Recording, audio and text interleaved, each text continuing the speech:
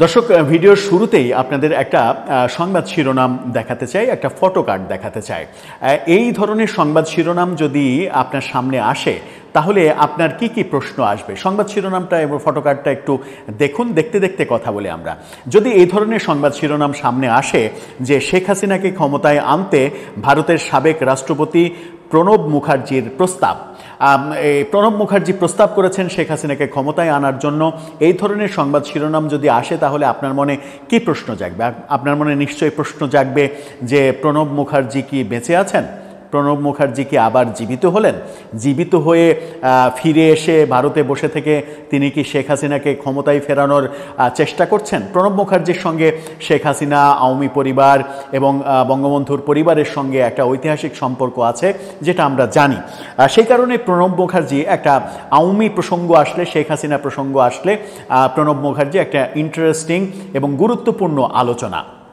কিন্তু সংবাদের শিরোনামটা আপনাকে কনফিউজড করবে, কিন্তু বেশিক্ষণ আমরা কনফিউশনে আপনাকে রাখতে চাই না। এই কনফিউশন দূর করব এই ভিডিওতেই, যে প্রণব মুখার্জি কিভাবে শেখ হাসিনাকে ক্ষমতায় আনার প্রস্তাব করলেন। থাকবেন পলিটিক্স টিভির নিয়মিত আয়োজনে।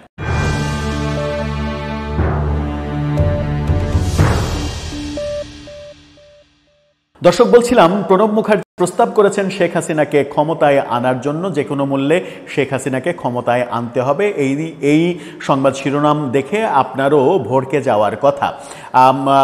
আমরা খবরের বিস্তারিত আলাপে যদি আসি তাহলে দেখতে পাচ্ছি যে এই ধরনের তথ্য উঠে এসেছে আন্তর্জাতিক অপরাধ ট্রাইব্যুনালে। সাক্ষ্য দিয়েছেন যখন আমার দেশ সম্পাদক মাহমুদুর রহমান শেখ হাসিনার বিরুদ্ধে সাক্ষ্য দিয়েছেন, এবং সাক্ষ্যকালে তিনি 1/11 সময়ের ঘটনার বর্ণনা দিয়ে তিনি বলতে চেয়েছেন যে শেখ হাসিনাকে ক্ষমতায় এনেছিল মূলত প্রণব মুখার্জি এবং মঈনু আহমেদের এই সার্কেলটা। মঈনু আহমেদ, ফখরুদ্দিন, তাদেরকে প্রভাবিত করেছিলেন প্রণব মুখার্জি, তার মাধ্যমে শেখ হাসিনা ক্ষমতায় এসেছিল। শেখ হাসিনা ভোটের মাধ্যমে ক্ষমতায় আসেনি। 2008-এর ডিসেম্বরে যে নির্বাচন, সেখানে ভোটের মাধ্যমে তিনি ক্ষমতায় আসেননি, এমনটা বলার চেষ্টা করেছেন। আরও অনেক কিছু বলেছেন তিনি বললেন ক্ষমতাচ্যুত প্রধানমন্ত্রী শেখ হাসিনা পারিবারিকভাবে সেনা বিদ্বেষী ছিলেন, এমন কথা বলেছেন ক্ষমতাচ্যুত সাবেক প্রধানমন্ত্রী শেখ হাসিনাকে ক্ষমতায় আনতে 2008 সালের ফেব্রুয়ারিতে সাবেক সেনাপ্রধান মঈনু আহমেদের সঙ্গে ভারতের সাবেক রাষ্ট্রপতি প্রণব মুখার্জির কথা হয় এবং প্রণব মুখার্জি সেখানে প্রস্তাব করেছিলেন। আন্তর্জাতিক অপরাধ ট্রাইব্যুনালে গতকালকে তিনি কথা বলেছেন এবং 46তম সাক্ষী হিসেবে তিনি সাক্ষ্য দিয়েছেন। বলেছেন সাবেক সেনাপ্রধান মঈনু আহমেদকে ভারতের তৎকালীন রাষ্ট্রপতি প্রণব মুখার্জি শেখ হাসিনাকে পুনরায় প্রধানমন্ত্রী করার প্রস্তাব দেন, সঙ্গে চাকরির নিশ্চয়তা, অর্থনৈতিক সুবিধা ও সেফ এক্সিটের প্রস্তাবও দেন। সেনাবাহিনীকে দুর্বল করতেই বিডিআর বিদ্রোহে 57 জন সেনা কর্মকর্তাকে হত্যা করা হয়। প্রমাণ থাকলেও বিচার হয়নি শেখ ফজলে নূর তাপসের বিরুদ্ধে প্রমাণ আছে, হয়নি, এমন কথা তিনি বলেছেন। বিচার বিভাগকে কুক্ষিগত করে সাবেক প্রধানমন্ত্রী বেগম খালেদা জিয়াকে ক্যান্টনমেন্টের বাড়ি থেকে উচ্ছেদ করা হয়। তিনি বলেছেন গণজাগরণ মঞ্চকে তথাকথিত গণজাগরণ মঞ্চ বলেছেন। তথাকথিত গণজাগরণ মঞ্চের আন্দোলনের মাধ্যমে আন্তর্জাতিক অপরাধ ট্রাইব্যুনালের রায় পরিবর্তন করে কাদের মোল্লাকে যাবজ্জীবন কারাদণ্ড থেকে মৃত্যুদণ্ড দিয়ে ফাঁসি দেওয়া হয়। সাক্ষ্য গ্রহণের এক পর্যায়ে মাহমুদুর রহমান ট্রাইব্যুনালকে বলেছেন শাপলা চত্বরের গণহত্যার পুরস্কার স্বরূপ বেনজর আহমেদকে আইজিপি ও জিয়াউল হাসানকে মেজর জেনারেল ও আজিজ আহমেদকে পদোন্নতি দেওয়া হয়।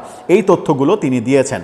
অর্থাৎ মোদ্দা কথা তিনি মূলত যেটা বলতে চাইলেন সেটা হচ্ছে যে বিএনপি সরকারের 2006-এর মেয়াদ শেষে অনেক কাণ্ড ঘটেছিল। তারপরে 2007-এ 1/11 আসলো।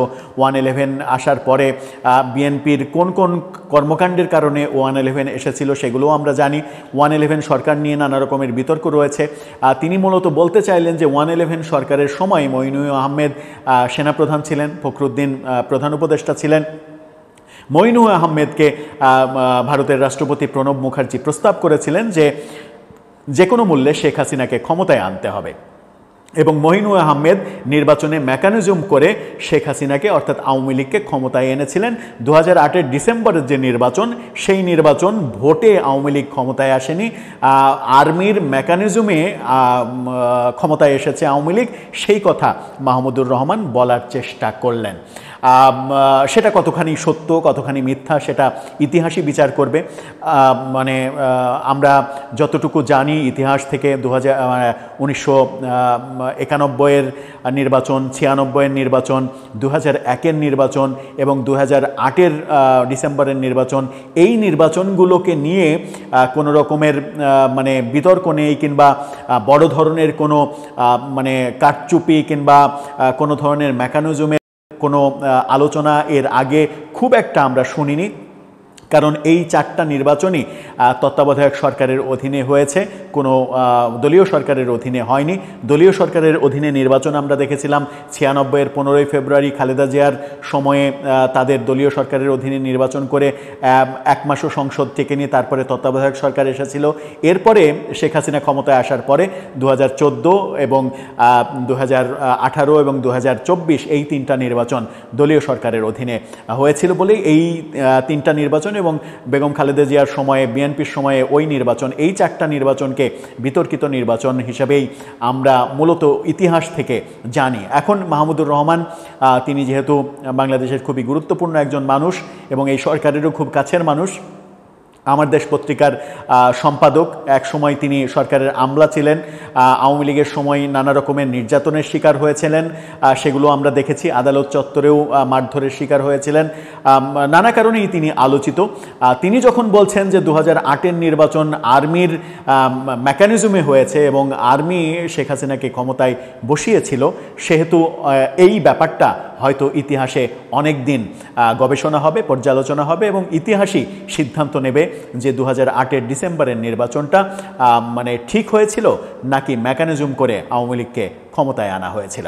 দর্শক, আপনার কি মনে হয়? আপনার মতামত জানিয়ে লিখতে পারেন আমাদের কমেন্ট বক্সে।